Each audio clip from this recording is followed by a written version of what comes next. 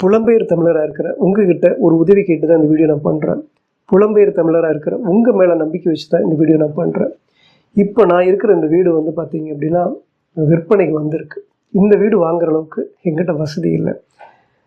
நான் ஏன் இந்த வீடியோவை பண்ணுறேன் அப்படின்னா அதுக்கு ரெண்டு மூணு முக்கியமான காரணம் இருக்குது. அதில் ரொம்ப முக்கியமான ஒரு காரணம், புலம்பெயர் தமிழராக இருக்கிற நீங்கள், எனக்கு 2-3 அண்ணாக்கள் தெரிஞ்சவங்க இருக்காங்க. அவங்க ரொம்ப நல்ல மனசு. இப்போ இங்கே இருக்கிற மக்கள் எல்லாத்தையும் விட புலம்பெயர் தமிழராக இருக்கிற உங்களுடைய மனசு நான் ரொம்ப உயர்ந்து பார்க்குறேன். நான் யாருக்கிட்டையும் எப்போவுமே இந்த மாதிரி ஒரு வீடியோ பண்ணணும்னு நினச்சதில்லை. 8 வருஷமாக நான் யூடியூப் சேனல் இருக்கேன். சப்ஸ்கிரைப் பண்ணுங்கள், லைக் பண்ணுங்கன்னு கூட கேட்க மாட்டேன். ஏன்னா எந்த ஒரு உதவியும் யாருக்கிட்டையும் கேட்கக்கூடாதுன்னு நினைக்கிறவனா. இந்த வீடியோவை பார்த்துட்டு ஒரு 10 பேரோ ஒரு 20 பேரோ நான் ஹெல்ப் பண்ணுறேன் அப்படின்னு சொன்னால் மட்டுமே என்னுடைய ஃபோன் நம்பரும் டீட்டெயில்ஸும் உங்களுக்கு நான் கொடுப்பேன். ஓகே, இப்போது நான் ஏன் இந்த மாதிரி ஒரு வீடியோ பண்ணுறேன்? 8 வருஷமாக நான் யூடியூப்பில் இருக்கேன். சப்ஸ்கிரைப் பண்ணுங்கன்னு கேட்கக்கூட மாட்டேன், நான் லைக் பண்ணுங்கன்னு கேட்க மாட்டேன். அப்போ எதுவுமே கேட்காதவன் இப்போ மட்டும் இப்படி ஒரு ஹெல்ப் கேட்குறதுக்கு என்ன காரணம் அப்படின்னா, நான் ரொம்ப யோசித்த ஒரு விஷயங்க. இந்த வீடு வந்து பார்த்திங்கன்னா திடீர்னு விற்கிறதுக்கு ரெடி ஆகிட்டாங்க. நான் 8 வருஷமாக யூடியூப்பில் இருக்கேன். ஒரு 7 வருஷமாக உடம்பு சரியில்லாமல் இருக்கேன். ஒரு ஆண் பிள்ளைக்கு வந்து வருமானம் தான் தன்மானம், சுயமரியாதை. ஒரு ஆண் பிள்ளைக்கு வருமானம் தான். 7 வருஷமாக நான் வருமானமே இல்லாமல் கட்டாயிருச்சு. அது வரைக்கும் என்னுடைய ஒய்ஃபை நான் வீட்லேயே உட்கார வச்சு நான் தான் பார்த்துக்கிட்டேன். ஆனால் இன்றைக்கி என்னுடைய ஒய்ஃபு தான் குடும்பத்தை சுமக்கிறாங்க. சுமக்கிறது மட்டும் இல்லாமல் எனக்கு வந்து ஹாஸ்பிட்டல் செலவும் பார்த்துக்கிட்டு இப்போ கொஞ்சம் நான் பரவாயில்ல. இதுக்கு முன்னாடி ரொம்ப முடியாமல் இருந்துச்சு. இந்த வீட்டுக்கு வர்றதுக்கு முன்னாடி என்னால் முடியாமல் இருந்துச்சு. கைத்தாங்களாக தான் கூட்டிகிட்டு வந்தாங்க. இந்த வீடு எனக்கு ஓரளவுக்கு ராசி அப்படின்னு நினைக்கிறேன். இப்போது எனக்கு 7 வருஷமாக உடம்பு சரியில்லாமல் இருக்கிறப்போ என் ஒய்ஃபு இன்னொரு விஷயம் நினச்சாங்க. எங்கள் அம்மா வந்து எங்களுக்கு ஒரு 1.5 சென்ட் இடம் கொடுத்தாங்க. எங்கள் அம்மா பேரில் இருக்கிற இடத்த எனக்கு எழுதி கொடுத்தாங்க. ஒரு வேளை நமக்கு நேரம் சரியில்லாமல் இருக்குது, மாமாவுக்கு வந்து இப்படி இருக்குது, ஒரு வேளை வீடு கட்டணும்னா குணமாயிருமோ, ஏன்னா எங்கே போனாலும் ஒன்றுமே இல்லைன்னு சொல்கிறாங்க. அப்போது ஒரு வேளை வீடுக்கு இது நல்லபடியாக கட்டணும்னா, சாஸ்திர பிரகாரம் கட்டணும்னா சரியாயிருமோ அப்படின்ட்டு அந்த வீடை இடித்து கட்டலாம் அப்படின்னு நாங்கள் லோன் போட்டோம். 3,4 லட்ச ரூபாய்க்கு லோன் போட்டோம். அதுக்கு இப்போ வந்து கிட்டத்தட்ட 8,000 ரூபா மாதம் டியூ கட்டிகிட்டு இருக்கோம். ஆனால் லோன் போட்டு அந்த வீடை இடித்து கட்டலாங்கிறப்போ பக்கத்து வீட்டில் இருக்கிறவங்களுடைய இடம் எங்களுடைய இடத்துக்கு உள்ளே வருது. இங்கே 1.5 சென்ட்டுங்கிறது ரொம்ப குட்டி தான். ஒரு 12 அடி தான் இருக்குது. 12 அடியில் ஒரு அடி போயிடுச்சுன்னா மீதி 11 அடி தான் இருக்குது. 11 அடியில் 10க்கு 10 ரூம் போட முடியாது. அப்போது அது அப்படியே என்ன ஆயிடுச்சுன்னா, அந்த இடம் பிரச்சனையாக இருக்கிறதுனால அது வீடும் கட்ட முடியாமல் அந்த காசு எனக்கு ஹாஸ்பிட்டல் செலவு பண்ணுறதுக்கும் செலவாயிடுச்சு. இப்போ லோன் தான் கட்டிகிட்ருக்கோம். இப்போ எங்களுக்கு வந்து இந்த வீடு வந்து ஒரு மாதிரி ராசியாக இருந்துச்சு. ஒருவேளை நானும் 22 வருஷமாக வாடகை வீட்டில் தான் இருக்கேன். நம்ம குடியிருக்கிற ஒரு வீடு வாங்கணுங்கிறது எனக்கு ஒரு ஆசை. இந்த வீடு நம்ம ஒரு வேளை கொடுத்தாங்கன்னா நம்ம வாங்கிடணும். அதுக்கு முன்னாடி நம்ம வந்து யூடியூப்பில் நல்லா இன்கம், ஏன்னா ஒய்ஃபுனால வருமானம் பத்தாது. அவங்க கடன் கட்டுறதுக்கும் எங்கள் ஃபேமிலி பார்த்துக்கிறதுக்குமே கரெக்டாக இருக்குது. அப்போ யூடியூப்பில் நம்ம வந்து ஓரளவுக்கு, ஏன்னா இப்போ தான் ஓரளவுக்கு எனக்கு யூடியூப்பில் இன்கம் வருது, முன்னாடி கிடையாது. நானும் இப்போ தான் கொஞ்சம் ஓரளவுக்கு உடம்புக்கு நல்லா இருக்கிறதுனால இப்போ நின்று கூட பேசுகிறேன். ஏன்னா உடம்பு சரியில்லாமல் இருக்கிறப்போ வந்து பார்த்திங்கன்னா என்னால் இப்போ வீட்டு விட்டு வெளியே போக முடியாதுங்க. இப்போவும் அப்படி தான் இருக்குது. வீட்டு விட்டு வெளியே போக முடியாது, ரொம்ப தூரம் நடந்து போக முடியாது, ஒரு மாதிரி தள்ளுற மாதிரி இருக்கும். எனக்கு என்னென்னா இந்த முதுகு தண்டில் வந்து இந்த முதுகில் வந்து ஒரு எலும்பு தேய்மானம் இருக்கிறதுனால, ஒரு 8 இடத்துல ஜவ்வு வீக்கமாக இருக்கிறதுனால நரம்பு பிரச்சனை. அதனால் வந்து வெளியே எங்கேயும் போக முடியாது. இப்போ நின்று பேசுகிறது அளவுக்கு இருக்குது, ஓரளவுக்கு பெட்டராக இருக்குது. இப்போ இதுக்கப்புறம் நம்ம வந்து யூடியூப்பில் பணம் சம்பாரித்து ஒருவேளை இந்த வீடு நமக்கு கொடுத்தாங்கன்னா நம்மளே வாங்கிக்கலாம் அப்படின்னு ஆசையாக இருந்தேன். ஆனால் திடீர்னு இந்த வீடு வந்து கொடுக்குறேன்னு முடிவு பண்ணிட்டாங்க. ஆனால் எங்களால் நிச்சயமாக வாங்க முடியாது. இப்போ ஏன் இந்த வீடியோ நான் பண்ணுறேன் அப்படின்னா, நான் இது வரைக்கும் யார்கிட்டையும் ஹெல்ப் கேட்டதில்லை, ஹெல்ப் கேட்டு வீடியோ பண்ணணும்னு இல்லை, ஹெல்ப்பும் கேட்கவும் மாட்டேன். இப்போ கூட ஃபுல் டீட்டெயிலாகவும் கேட்குறதில்ல. எனக்கு ஒரு 20 பேர் நான் ஹெல்ப் பண்ணுறேன்னு சொன்னால் மட்டும்தான் அடுத்தடுத்து ஹெல்ப் சம்மந்தப்பட்ட வீடியோக்கள் கூட என்னை பற்றின டீட்டெயில்ஸ், ஃபோன் நம்பர் கூட கொடுப்பேன். ஏன்னா ஒரு 5 பேர் கொடுத்தா அந்த காசு நமக்கு பத்தாது, நம்ம கஷ்டத்துக்கு அது செலவாயிடும். அப்படி இல்லை, எனக்கு இந்த வீடு வாங்கணும்னு ஒரு அமைப்பு இருந்ததுன்னா ஒரு வேளை 20 பேர் நிச்சயமாக நமக்கு ஹெல்ப் பண்ணுறேன்னு சொல்லுவாங்க. புலம்பெயர் தமிழர்கள் அவங்கக்கிட்ட தான் ஹெல்ப், வேறு யார்கிட்டையும் ஹெல்ப் கேட்க மாட்டேன். இது நான் பிறந்த ஊர், வளர்ந்த ஊர். இந்த ஊரில் எனக்கு ஆயிரக்கணக்கில் மக்கள் இருக்காங்க. யாரும் சப்போர்ட் இல்லை. 7 வருஷத்தில் யாரும் நல்லா இருக்கேன்னு கூட வீடு தேடி வந்து கேட்கறதில்ல.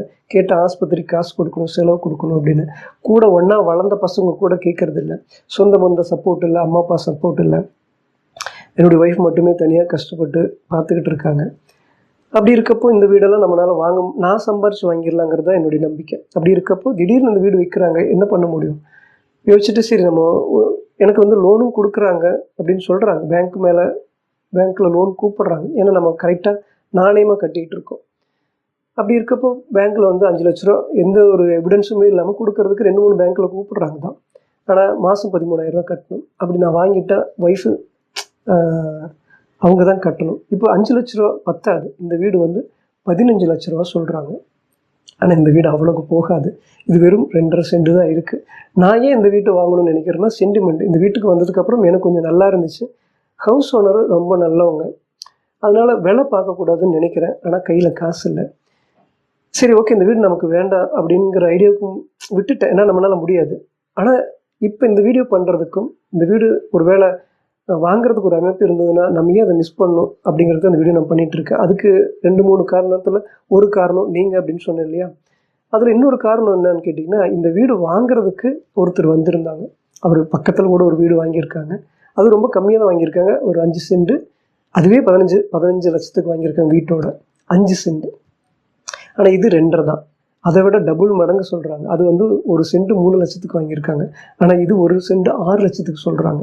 இருந்தாலும் பரவாயில்ல வாங்கிடணும்னு நினைக்கிறதுக்கு காரணம் என்னென்னா, என்னை பொறுத்த வரைக்கும் ராசியாக நினைக்கிறது தான். அப்போ அந்த வீடு வாங்குறவர் நல்லா வாங்குகிற வீட்டை விற்க மாட்டார். அவர் வாங்கி ஆல்ட்ரேஷன் பண்ணி வாடகைக்கு விடுறவர். அப்போ அவர்கிட்ட பேசுகிறப்ப ஃபஸ்ட்டு அவர் யாருன்னே தெரியாது. ஃபஸ்ட்டு அறிமுகம். நான் பேசுகிறப்போ ஒருவேளை நீங்கள் வாங்கினீங்கன்னா ஒரு 2-3 வருஷம் போச்சுன்னா எங்களுக்கே கொடுத்துட்றீங்களா அப்படின்னு. ஏன்னா இந்த வீடு வாங்கணும்னு எனக்கு ஒரு ஆசை. அப்படி கேட்குறப்போ அவர் சொன்னார், நான் வீடு வாங்கி இது வரைக்கும் எதுவுமே எந்த ஒரு பொருளும் வாங்கி விற்றதே இல்லைங்க அப்படின்னு. ஏன்னா அவர் நல்ல ஒரு வியாபாரம் பண்ணுறவங்க, ரியல் எஸ்டேட் பண்ணுறவங்க. அப்படி அவர் சொன்னவர் திடீர்னு என்ன நினச்சாரோ தெரியல. அதுக்கப்புறம் ஓகே நான் உங்களுக்கு கொடுத்துட்றேங்க, 5 வருஷம் எடுத்துக்கோங்க, நான் அந்த வீடு வாங்கிட்டேன்னா உங்களுக்கே அன்னைக்கு என்ன மார்க்கெட் ரேட்டோ அந்த ரேட்டுக்கு உங்களுக்கு கொடுத்துட்றேன்னு அவர் சொன்னார். இது வரைக்கும் வாங்கி எந்த ஒரு பொருளையும் எந்த ஒரு இடத்தையும் விற்காதவர் எனக்காக கொடுக்குறேன்னு சொல்கிறாரு. அது ஒரு பெரிய ஆச்சரியமாக இருந்துச்சு. 2வது ஒரு விஷயம் என்னென்னா, இந்த இடத்த வாங்கணும்னு சொன்னார் இல்லைங்களா, அவர்கிட்ட இந்த ஹவுஸ் ஓனர் வந்து பேசுகிறப்போ ஒருவேளை இந்த வீடு நீங்கள் வாங்கினீங்கன்னா என்ன பண்ணுவீங்கன்னு கேட்டிருக்காங்க. அவங்க இந்த ஹவுஸ் ஓனர் எதுக்காக அதை கேட்குறாங்க அப்படின்னா, அவங்ககிட்ட சொல்லியிருக்காங்க இந்த வீட்டில் குடியிருக்கிறவங்க ரொம்ப நல்லவங்க. ஏன்னா அவங்கள வந்து காலி பண்ண வைக்கிறதுக்கு எங்களுக்கு விருப்பம் இல்லை. ஒருவேளை நீங்கள் வீடு வாங்கினீங்க அப்படின்னா அந்த வீட்டை அவங்களுக்கே வாடகைக்கு விட்டுருவீங்களா அப்படின்னு இந்த ஹவுஸ் ஓனர் எங்களுக்காக ரெக்கமெண்ட் பண்ணுறாங்க. அது எனக்கு ரொம்ப ஆச்சரியமாக இருந்துச்சு. அவரும் எனக்கு ஓகேங்க, நானும் வாங்கினாலும் அவங்கள தான் வாடகைக்கு வைக்கலான்ட்டு இருக்கோம் அப்படின்னு அவர் சொல்லிட்டார். ஆனால் ரேட்டு ஒத்து வரல. அவர் கேட்குற ரேட்டுக்கும் இவங்க சொல்கிற ரேட்டுக்கும் ஒத்து வரல. அதனால் அவர் வாங்குகிற ஐடியா இல்லை. ஆனால் இந்த ஹவுஸ் ஓனர் வந்து பார்த்திங்கன்னா எங்களுக்கு தான் கொடுக்கணும்னு முதல் விருப்பமாக இருக்காங்க. ஆனால் அவங்க ரேட்டு குறைக்கிற ஐடியா இல்லை. ஏன்னா அவங்களுடைய தேவை அப்படி. அவங்களுக்கு என்ன ரேட்டுக்கு விற்கணும்னு தோணுது அதுதானே விற்பாங்க. ஆனால் எந்த ரேட்டாக இருந்தாலும் நான் வாங்கிடணும்னு நினைக்கிறேன். அப்படிங்கிறப்போ யோசிச்ச ஒரு விஷயம் என்னென்னா, இந்த ஹவுஸ் ஓனரும் நமக்கே கொடுக்கணும்னு நினைக்கிறாங்க. இப்போ யாருன்னே தெரியாதவர் வந்து இது வரைக்கும் எத்தனையோ வீடு வாங்கியிருக்காரு, எத்தனையோ வீடு வாங்கி விற்றதே கிடையாது. ஆனால் நமக்காக விற்கணும்னு சொல்கிறாரு. இப்படி இருக்கப்போ இந்த வீடு நமக்கே இருக்கிற மாதிரி ஒரு விஷயம் இருக்குது அப்படின்னா, நம்ம போய் இப்போ கடவுள்கிட்ட கேட்டால் கண்டிப்பாக கடவுள் டக்குன்னு ஒரு 15 லட்சம் 10 லட்சம் கொடுக்க மாட்டார். அப்போ என்ன பண்ணலாம்?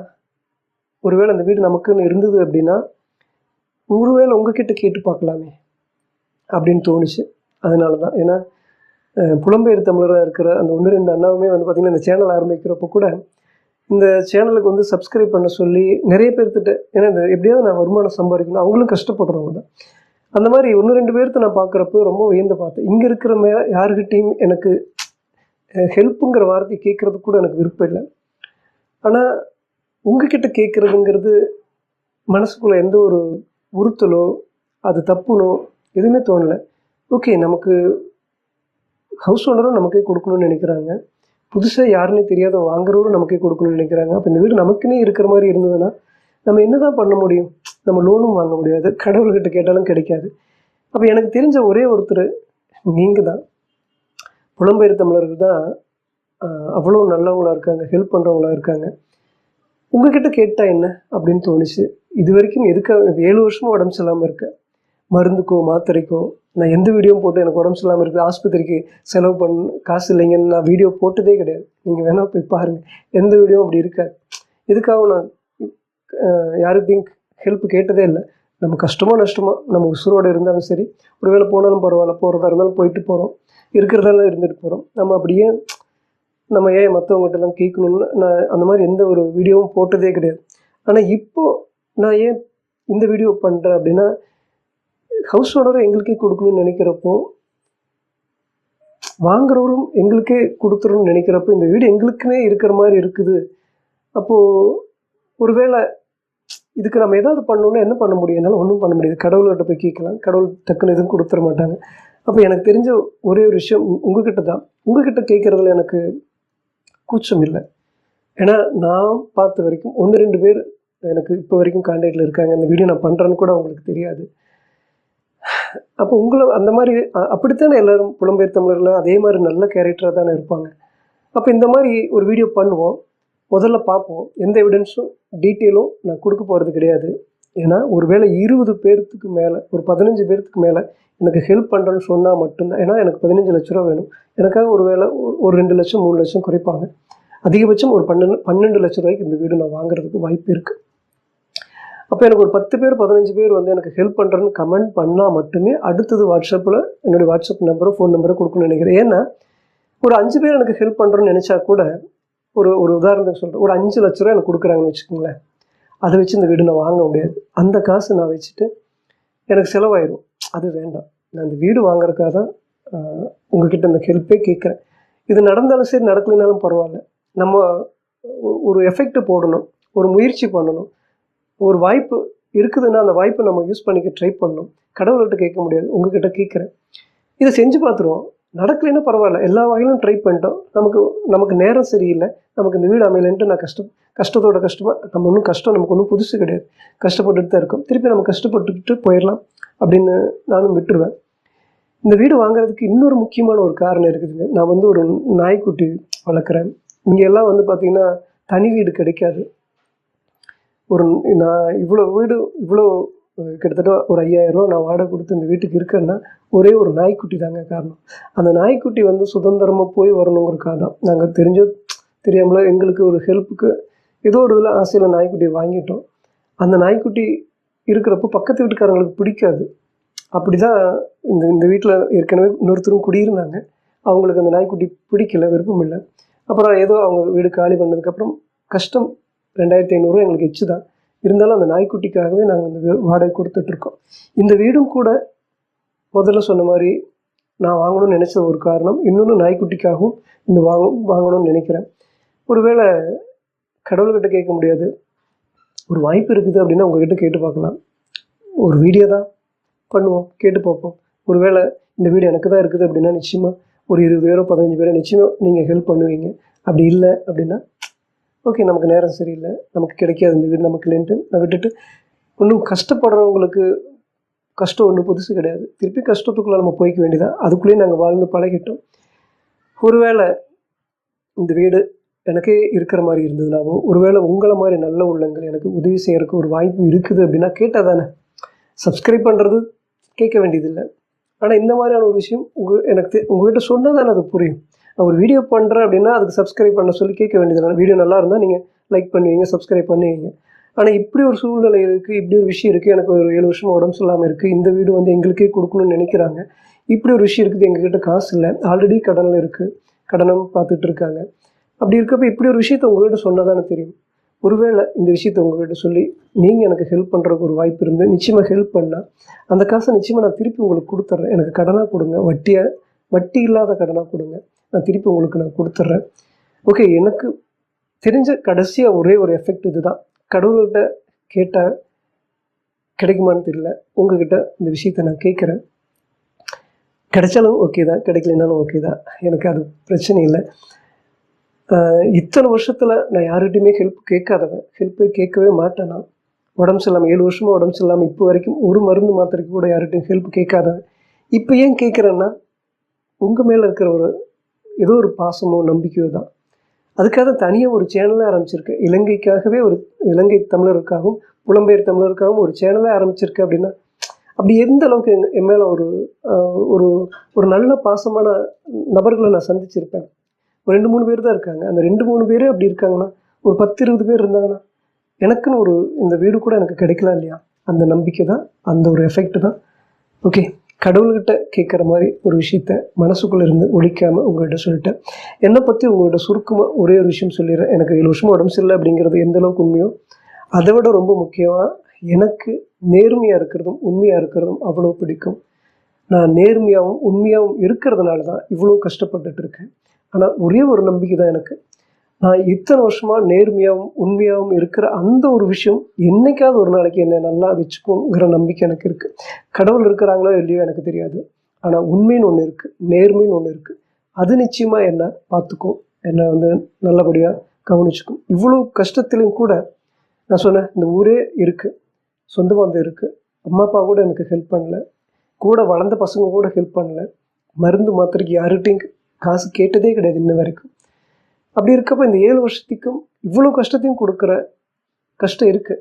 அப்போ ஏதோ ஒரு இடத்துல கடவுளோ அந்த உண்மையோ நேர்மையோ எங்களுக்கு ஏதோ ஒரு பக்கம் சப்போர்ட் பண்ணுது. இவ்வளோ கஷ்டத்துக்கு மத்தியிலும் ஏதோ ஒரு பக்கம் நாங்கள் அப்படியே வாழ்ந்துட்டுருக்கோம், சாப்பிட்டுட்டு இருக்கோம், கடனையும் கட்டுறோம். உங்கள் முன்னாடி நான் பேசிகிட்டும் இருக்கேன். 7 வருஷமாக நான் எப்போவே போயிருந்திருப்பேன் அப்படின்னு நினச்ச ஒரு நபர் தான் இப்போ உங்கள் முன்னாடி பேசிகிட்டு இருக்கேன். அப்போ கடவுள் இருக்கிறாரோ இல்லையே தெரியல, உண்மையும் நேர்மையும் இருக்குது. என்னை பொறுத்த வரைக்கும் நான் உண்மையும் நேர்மையும் உயிருக்கு உயிராக நேசிக்கிறேன். அதனால தான் மனசுக்குள்ளே இருக்கிற ஒரே ஒரு விஷயம், ஓகே எல்லாமே இருக்குது. இப்போ இந்த ஹவுஸ் ஓனரும் நமக்கே கொடுக்கணும்னு நினைக்கிறாங்க, வாங்குறவரும் நமக்கே கொடுக்கணும்னு நினைக்கிறாங்க. அப்போ இந்த வீடு நமக்கே கொடுக்கணும்னு நினைக்கிற மாதிரி ஒரு விஷயம் இருக்கிறப்போ இந்த ஒரு விஷயத்தையும் நம்ம கேட்டு பார்த்துருவோமே அப்படின்னு தோணுச்சு. உங்கள்கிட்ட கேட்டேன், சொல்லிட்டேன். நீங்கள் போடுற கமெண்ட்டில் தான் அடுத்தது. ஏன்னா நான் ஏன் வாட்ஸ்அப் நம்பர் இதெல்லாம் கொடுக்கலைன்னா, ஒரு 2-3 பேர் எனக்கு பணம் கொடுக்குறாங்கன்னே வச்சுக்கோங்களேன். அதை வச்சு இந்த வீடு வாங்க முடியாது. அப்படி வேண்டாம், ஒரு 10 பேர், ஒரு 15 பேர் இந்த வீடு வாங்குற அளவுக்கு எனக்கு உதவி கிடைக்கிற மாதிரி இருந்தால் கமெண்ட்டில் எனக்கு கமெண்ட் பண்ணுறாங்க அப்படின்னா தான் என்னுடைய வாட்ஸ்அப் நம்பரே ஃபோன் நம்பரே கொடுப்பேன். இது வரைக்கும் என்னுடைய வாட்ஸ்அப் நம்பர் ஃபோன் நம்பர் 8 வருஷத்தில் யாருகிட்டையுமே கொடுக்கறதில்ல.